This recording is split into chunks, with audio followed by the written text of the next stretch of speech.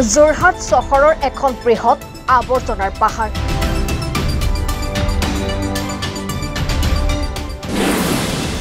জাবৰ নিষ্কাশন প্ৰক্ৰিয়া লেহেমীয়া হোৱাৰ অভিযোগ।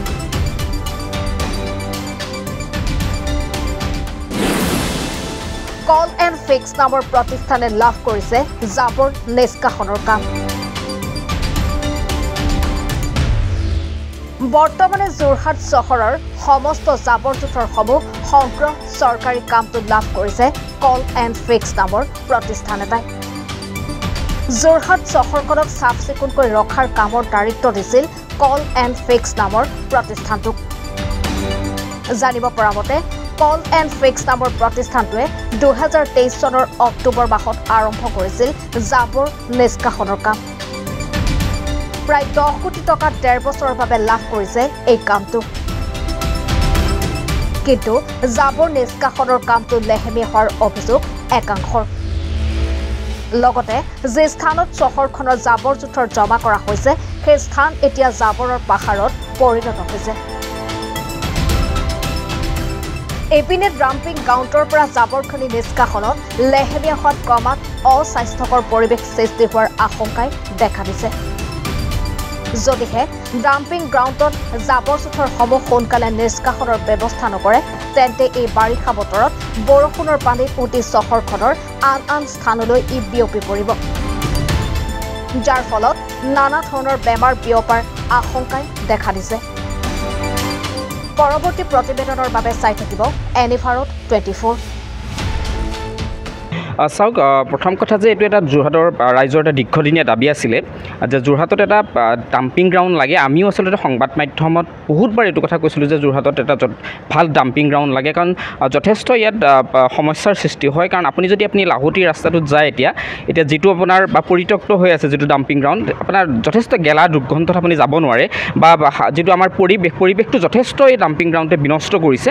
কিন্তু আমি আপোনালোকৰ সংবাদ মাধ্যমৰ যোগেদি যিটো গম পাইছোঁ যে 2023 চনতে যিটো এটা গভৰ্ণমেণ্ট প্ৰজেক্ট লৈছিলে ডাম্পিং গ্ৰাউণ্ডটো নিৰ্মাণৰ ক্ষেত্ৰত, আজি প্ৰায় 1 বছৰ 1.5 বছৰ সম্পূৰ্ণ হৈ গ'ল। কিন্তু আজিলৈকে তাত আমি কোনো ধৰণৰ ডাম্পিং গ্ৰাউণ্ডৰ কোনো ধৰণৰ আমি কাৰ্যকৰী ব্যৱস্থা আচলতে আমি লোৱা দেখা পোৱা নাই। গতিকে মিউনিচিপেলিটিয়ে কেনেধৰণৰ ভূমিকা লৈছে এই ক্ষেত্ৰত নিশ্চিতভাৱে মিউনিচিপেলিটিৰ সন্মানীয় সভানেত্ৰী ডাঙৰীয়াক আমি আচলতে তেখেতৰ পৰা আমিও যোৰহাটৰ সচেতন নাগৰিক হিচাপে জানিব বিচাৰিছোঁ।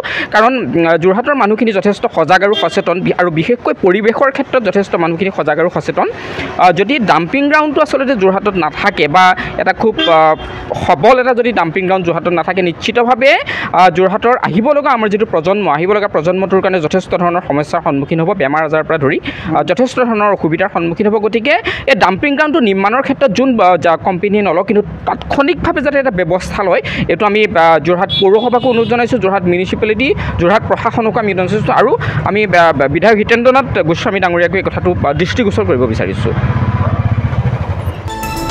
Bureau report, এনিভাৰত 24।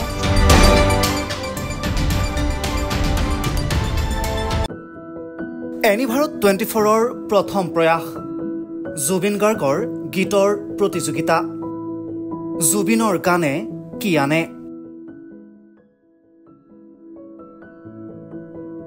অডিশ্যনৰ বাবে যোগাযোগ কৰক 8638661821 আৰু 8812831556 নম্বৰত।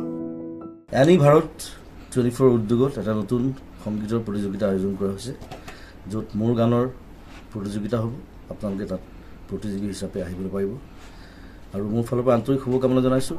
আৰু অনুষ্ঠানটোৰ নাম হৈছে গানে কি আনে। সকলোকে মৰম জনাইছোঁ, সকলোৱে আহক, ইয়াত অংশগ্ৰহণ কৰক। Thank you very much. Love you. ৰব, আপুনি যে এটা অপৰাধ কৰিবলৈ গৈ আছে, আপুনি জানেনে? এই নাবালিকা গৰাকীক এতিয়াই বিয়াত বহুৱাটো যে এটা অপৰাধ, আপুনি জানেনে? অপৰাধ কেনেকৈ? মোৰ ছোৱালী, মোৰ কথা। তুমি যিয়েই নোকোৱা ভূঞা, 18 বছৰৰ তলৰ যিকোনো কন্যা সন্তানৰ বিয়া দিলেই আইনগতভাৱে এক দণ্ডনীয় অপৰাধ। বিয়া দিয়াজন যিমান দায়ী, বিয়া পতাজনো সমানে দায়ী। এতিয়া তাই পঢ়া শুনা কৰাৰ বয়স, খেলা ধূলা কৰাৰ বয়স। তাইক খেলিবলৈ দিয়ক, পঢ়িবলৈ দিয়ক, আৰু চাব এদিন আপুনি তাইক লৈ গৌৰৱ অনুভৱ কৰিব পাৰিব। এতিয়াই তাইক সংসাৰৰ বোজা দি তাইৰ ভৱিষ্যত জীৱনটো অন্ধকাৰ কৰাৰ অধিকাৰ তোমাৰ জানো আছে? মোৰ ভুল হৈ গ'ল মাজনী, মোক ক্ষমা কৰিবা। শিক্ষা ল'ৰা ছোৱালী উভয়ৰে প্ৰাপ্য আৰু অধিকাৰ আপোনাৰ কন্যা সন্তানক তাইৰ এই প্ৰাপ্যৰ পৰা বঞ্চিত নকৰাব বাল্য বিবাহ ভাৰতীয় আইনৰ দ্বাৰা বিহিত এক দণ্ডনীয় অপৰাধ এনে অপৰাধ কৰি আপোনাৰ কন্যা সন্তানৰ ভৱিষ্যত অন্ধকাৰৰ মাজলৈ ঠেলি নিদিব